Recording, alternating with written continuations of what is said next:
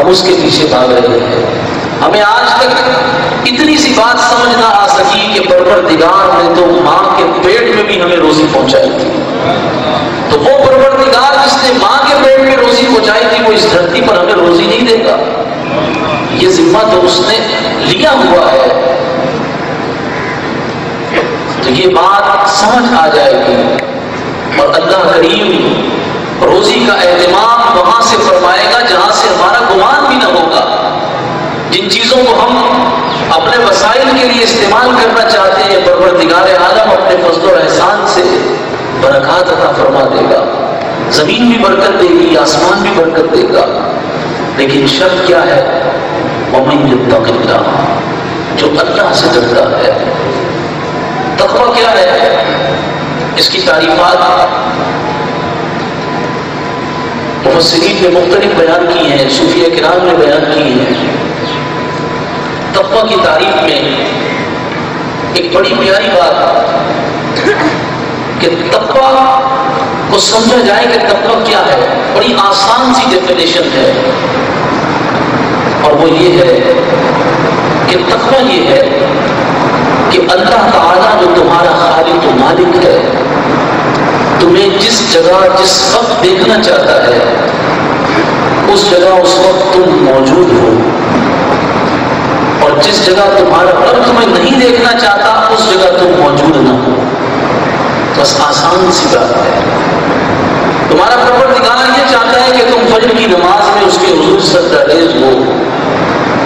اگر تم سجدہ ریز ہو گئے تو یہ تقویٰ ہے. تمہارا پروردگار یہ چاہتا ہے کہ تمہاری آنکھ بہکے نہیں, بدنگاہی کے کسی مقام پر تمہاری آنکھ نہ جائے. تو اگر تم نے اپنی آنکھ کو بچا دیا تو یہ تقویٰ ہے. تم نے اپنے کانوں کو بری باتوں سے بچا دیا تو یہ تقویٰ ہے. زبان کو بری باتوں سے بچا دیا تو یہ تقویٰ ہے. اور جس نے تقویٰ اختیار کر لیا رب العالمین اس کے لیے نجات کے راستے کا وعدہ فرما رہا ہے, اس کے لیے روزی کی برکت کا وعدہ فرما رہا ہے. تقویٰ کی ایک تعریف اور حضرت سیدنا ابراہیم بن ادم رحمۃ اللہ تعالی علیہ, اور یہ وہ ہستی ہے کہ انہوں نے جو تقویٰ کی تعریف کی ہے اس سے پہلے میں ان کے تقوی کا عالم آپ کے حضور عرض کروں. بیت المقدس میں حضرت ابراہیم بن ادم رحمۃ اللہ تعالی علیہ عبادت میں ماہر ہیں. آپ دیکھتے ہیں کہ فرشتوں کی قطار لگی ہوئی ہے اور فرشتے بیت المقدس میں آئے ہوئے ہیں اور آپس میں گفتگو کر رہے ہیں.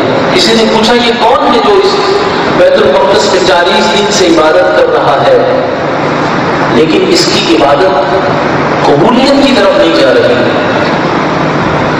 بتایا ابراہیم بن ادم ہیں اور ان کی عبادت قبولیت کی طرف اس لیے نہیں جا رہی کہ بصرہ میں ایک مقام سے انہوں نے کھجور خریدے تھے اور 2 کھجور زمین پر گرے ہوئے تھے تو انہوں نے یہ سوچ کر اٹھا دیے کہ یہ میرے کھجوروں میں سے گر گئے اور اٹھا کر وہ کھجور کھا لیے. اب ان کھجوروں کا اثر چونکہ ان کے بدن میں ہے اور وہ کھجور ان کے تھے نہیں اس لیے ان کی عبادت قبولیت کی منزل تک نہیں بڑھ رہی.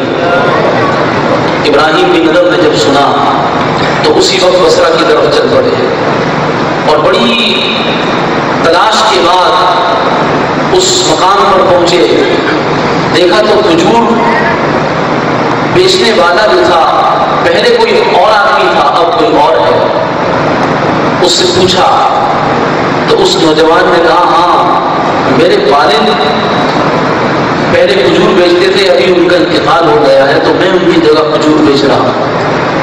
ابراہیم بن ادم کہنے لگے کہ اس طرح معاملہ ہے 2 کھجور میں نے کھا لیے تھے.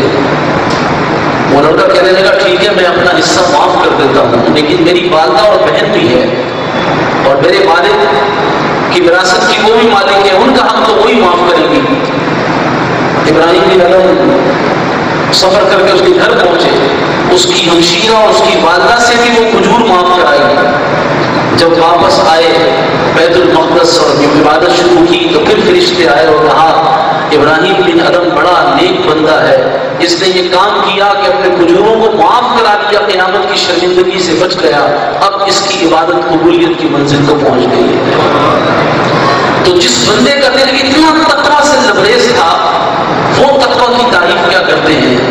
وہ فرماتے ہیں تقویٰ یہ ہے، بڑی آسان اور بڑی عظیم تعریف ہے، فرماتے ہیں تقویٰ یہ ہے کہ لوگ تیری زبان میں اور فرشتے تیرے اعمال میں،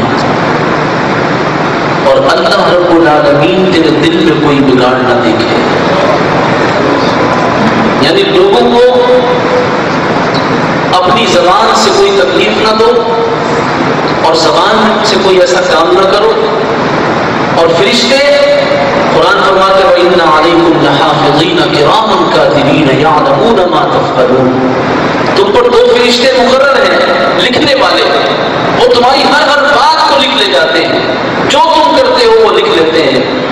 تو قرآن کریم نے جو فرمایا، تو آپ فرماتے ہیں فرشتے جب اعمال لکھے تو انہیں کوئی تکلیف نہیں ہونی چاہیے کہ یہ بندہ نماز کے وقت سوتا رہتا ہے، جب روٹی کھاتا ہے تو حلال حرام کی تمیز نہیں کرتا، اس کی آنکھ بہکتی ہے تو اسے کوئی پرواہ نہیں ہوتی، یہ کبھی شرمندہ نہیں ہوتا اپنے پروردگار عالم کے حضور۔ تو فرشتوں کو تمہارے اعمال سے تکلیف نہیں ہونی چاہیے، اور فرماتے ہیں وہ ذات انہ علیم بذات الصدور، جو سینوں میں چھپے ہوئے راز کو بھی جاننے والی ذات ہے، یاد رکھو وہ تمہارے دلوں کو جانتا ہے، لہٰذا تمہارے دل میں کوئی بگاڑ نہیں ہونا چاہیے۔ کپڑے تم نے تقویٰ کے روپ والے پہن لیے، ظاہر اپنا حلیہ ایسا بنا لیا کہ لوگ تمہیں متقی سمجھنے لگ جائیں، وہ تو ٹھیک ہے، لوگ تو متقی کہہ بھی دیں گے، سمجھ بھی دیں گے، لیکن اگر دل متقی نہ ہوا، دل میں نفاق ہوا، دل میں فجور ہوا، دل میں گناہوں کی لذت اور شہوات کی لذت ہوئی کہ بس کسی طرح گناہ کا موقع مل جائے اور تنہائی میں کوئی گناہ کر جاؤں، تو پھر یاد رکھو تمہارا تقویٰ کامل نہیں ہے۔ تقویٰ یہ ہے کہ تمہارے باطن میں بھی تقویٰ ہونا چاہیے۔ اللہ رب العالمین تمہارے سینے کے رازوں کو بھی جانتا ہے، اور یہ یاد رکھیے آج ہم جن عزتوں کے پیچھے بھاگ رہے ہیں اور یہ سوچتے ہیں کہ ان دنیاوی منصبوں میں عزتیں چھپی ہوئی ہیں، یہ یاد رکھیے عزت اللہ رب العالمین کے ہاں مال و دولت، حسن و جمال یا ان منصب والے عہدوں پر، ان عہدوں پر نہیں ہے، بلکہ اللہ کریم کے ہاں عزت کس کو ملتی ہے؟ قرآن کریم فرماتا ہے اتنا، اور جسے یہ شوق ہے کہ میرا پروردگار مجھ سے راضی رہے، جو متقی ہو جاتا ہے، اس کے لیے سارے انعام اپنی جگہ، لیکن ایک انعام بڑا عظیم ہے، اور وہ انعام کیا ہے؟ متقی کے لیے قرآن کریم نے ایک انعام کا اعلان کیا اور فرمایا وَاللَّهُ يُحِبُّ الْمُتَّقِينَ۔